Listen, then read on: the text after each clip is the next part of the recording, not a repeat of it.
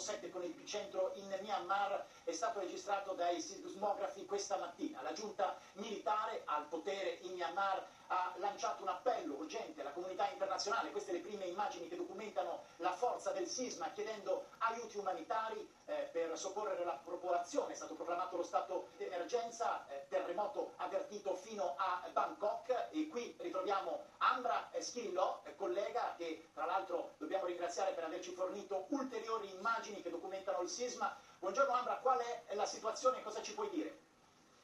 Buongiorno a tutti, allora al momento siamo quanti in mezzo alla strada, c'è gente calda, io sono in pigiama, abbiamo qualcuno al telefono, ci vedono in questo momento le persone scappare con la valigia a piedi, non possiamo rientrare nei palazzi. Hanno confermato che in questo momento il terremoto della magnitudo è 8.2 e il premier thailandese ha comunicato che Bangkok è in stato di emergenza. L'aeroporto di Bangkok ha appena riaperto, però la situazione è quella che è, non sappiamo quando ci saranno altre forze, avevano detto che ci sarebbe stata un'altra tra le ore 4 del pomeriggio, non c'è stata, siamo in attesa tutti letteralmente in mezzo alla strada e nessuno può rientrare da nessuna parte in questo momento.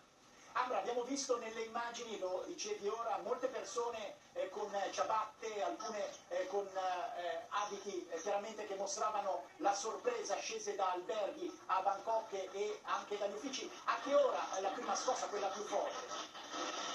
La scossa è stata alle 13.30, io faccio parte di quelle che è uscita in pigiama da casa, è stata una delle cose più terribili a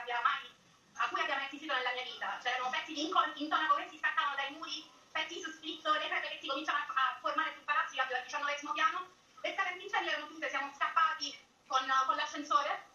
pregando tutti i santi, l'ultimo piano non si apriva, col sovrappuntito cercando di aprire la porta dell'ascensore insieme a altre 2 persone e 3 bambini, ed eravamo tutti sotto correndo, e poi ad un certo punto c'è stata una seconda mini nascosta mentre eravamo già scesi, torno alle 13.35, abbiamo cominciato a correre in mezzo alla strada, ci hanno mandato tra i parcheggi, in questo momento io sono presente su una stazione di servizio, quindi dove non ci sono palazzi a fianco, sono di fronte, non so se riuscite a vederlo, di fronte quello è il mio palazzo, non possiamo appunto rientrare, la gente, ci sono persone scalde, letteralmente scalde, cioè non sono in pigiama come me, ma ci sono letteralmente le persone scalde, persone che stanno scappando con le valigie, qualcuno magari è riuscito a prenderla, io non ho preso nel passaporto, che stanno scappando in mezzo alla strada, è una situazione molto confusa e di panico. Grazie Ambra, ricordiamo che queste immagini arrivano da una città con oltre 17 milioni di abitanti, scattano immediatamente i soccorsi, il terremoto è stato, lo ripetiamo, con epicentro in Myanmar, più forte per avere un'idea di quello di Messina. Sentiamo di più dal touchscreen Emma Farnet.